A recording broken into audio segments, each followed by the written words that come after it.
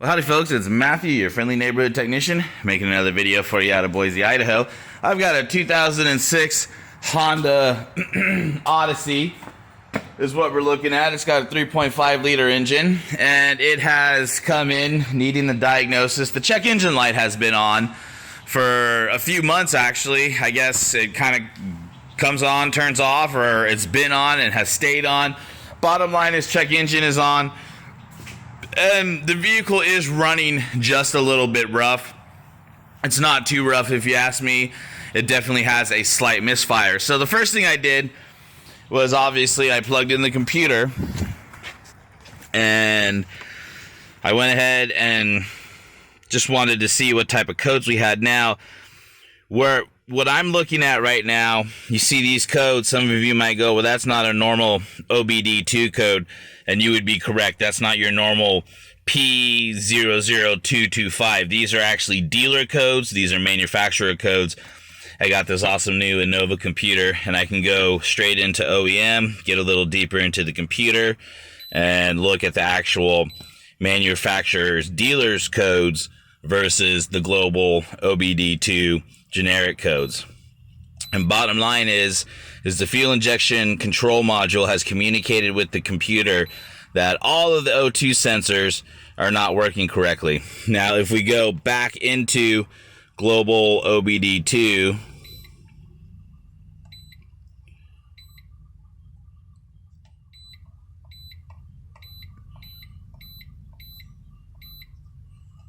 there it was.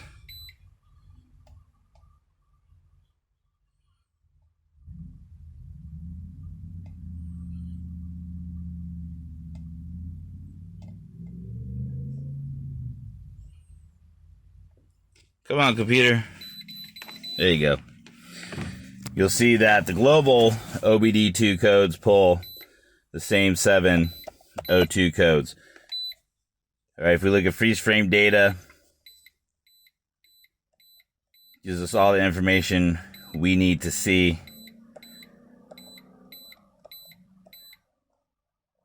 As to when exactly this happened and all that other good stuff. Okay, so getting off subject there.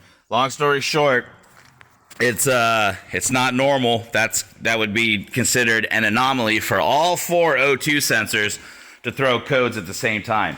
If we just had one O2 sensor code, maybe 2 O2 sensor codes, one might stop and think, oh, maybe we have a bad O2 sensor. However, O2 sensors are one of the number one misdiagnosed issues out there. So what you want to do when you have when you get O2 sensor codes is you want to go ahead and start the vehicle, and then you want to go into what's known as live data. Now, I'm not going to start this vehicle because I have the exhaust disconnected on it for diagnosing purposes and all that other stuff. So, but go into live data, all right, and that would be here, okay? And so you can go into live data. I don't think it's going to work because, again, the vehicle's not running. But anyways, you can go into live data, and then as the vehicle is running, you'll be able to pull up every O2 sensor that is on the vehicle and watch it to see if it's actually dead and flatline or if it's actually working. Oftentimes, when an O2 sensor code is triggered, it's because the O2 sensor is actually working. So how do O2 sensors work? A crash course in O2 sensors would be basically, bottom line is O2 sensors read atmosphere. How do they read the atmosphere? They read it through molecules. So as the exhaust or the atmosphere passes by the O2 sensor is detecting the molecules in the atmosphere. And based off of that, the O2 sensors then send signals to the computer, which at that point, the computer then knows how to compensate fuel to air ratio, throttle body position percentages, fuel injectors, based on the atmosphere of the engine. So that's how the computer will make all the fine-tune adjustments it needs to make to the fuel injectors, the throttle body, and all that, your fuel to air mixture and ratio. So O2 sensors read the atmosphere in your engine, so that way the computer can know how to properly fire fuel injectors and change percentages on throttle bodies and all that other good stuff. So again, bottom line is if you have an O2 sensor code, then more than likely they're reading an anomaly in the atmosphere, and so they've sent the signal to the computer. So some of the first things we want to look at is how many miles are on the car. This car has about 170,000 miles at this point. I noticed that the coils, the ignition coils, they're pretty old. It looks like it's going to be about time to change those out. Not only are the ignition coils old and is it time for a complete tune-up, we have power steering leaks, as you can see here. So this obviously definitely needs to be fixed. We got power steering leaks here, power steering leaks here. So I'm going to say new power steering lines, new power steering pump, ignition coils, spark plugs. Then from there, as we get down in here and further our inspection, let me see if I can turn the, there we go. As we get down in here and we further our inspection, we notice that we have oil here. So we have a valve cover. This valve cover is leaking oil. And as I looked back in here, we have oil there. So both valve covers are leaking oil. I've also done a vacuum test, and we show that the intake has a slight vacuum leak. And so all of this alone, you know, and nowadays modern engines, and of course all engines, ultimately they're a multi-part system, and bottom line is a chain is only as strong as its weakest link. If you have an issue with, you know, a bad intake gasket or even valve cover gaskets, that can all cause a vacuum leak. That can throw the atmosphere inside of the engine off a little bit.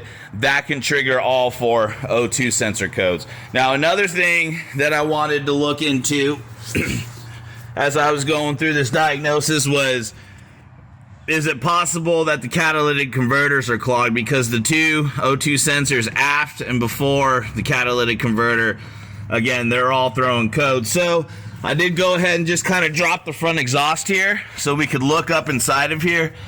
Now, first of all, there's an O2 sensor right there. And I'm going to tell you right now, that O2 sensor is not all that bad. Okay? I've seen O2 sensors that are just completely caked and covered in carbon and blackness. And so, again, I highly doubt, at this point, that we're dealing with O2 sensor issues. But I just wanted to peek in here at the honeycomb on the catalytic converter to see if maybe, just maybe, the catalytic converters were getting clogged. And bottom line is, as you can see, let's see if I can get this camera up in there, maybe not, but yeah, you can see it there.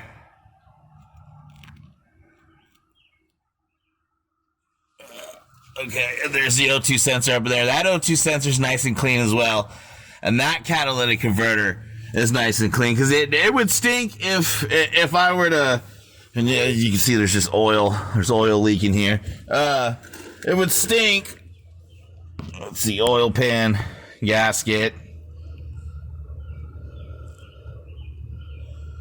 Definitely something we want to look into servicing. But yeah, bottom line is it would stink to spend the money and go ahead and service the top half of this engine, get the valve covers back to, you know, to where they're working right, they're not leaking, get the intake gasket to where it's not leaking, get it up to snuff on its proper maintenance, and then all of a sudden it doesn't fix it because the catalytic converters are no good or something like that. So O2 sensors can be a difficult diagnosis, but I'm going to say 8 times out of 10, I've actually, just out of experience, found that when it comes to this type of diagnosis, start looking for everything and anything you can find.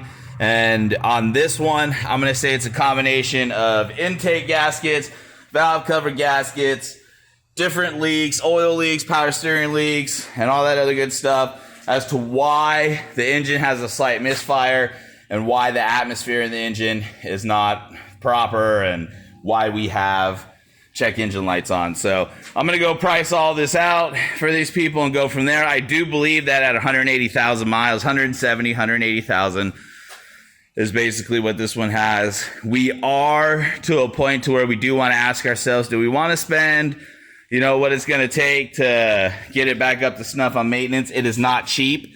It never is. Ignition coils aren't cheap. None of it is cheap. And if some of you are going, well, why is it not cheap? That's because I do own and operate a legitimate professional shop, and things are just expensive nowadays. If you wanted to do the work yourself, you could go ahead and buy all the parts and pieces off of eBay, pretty cheap, and then go ahead and do it yourself. But for us professionals that back it with 100% guarantees and all that other good stuff, and on top of that, we're efficient enough here to get this out in a pretty fair amount of time. So all that costs money. So yeah, it's not necessarily cheap. Long gone are the days of the $200-300 professional tune-up and maintenance. So alrighty, folks. Well, I really appreciate everybody supporting me. I appreciate everybody in my community that's now watching my YouTube channel, supporting the shop. Things are definitely going great for us over here. Got a lot of cool things going on. But it is now time for me to get a hold of this owner and let them know what's wrong with their car, and then we'll go from there. So, all right, guys. Well, this is Matthew, your friendly neighborhood technician, signing off.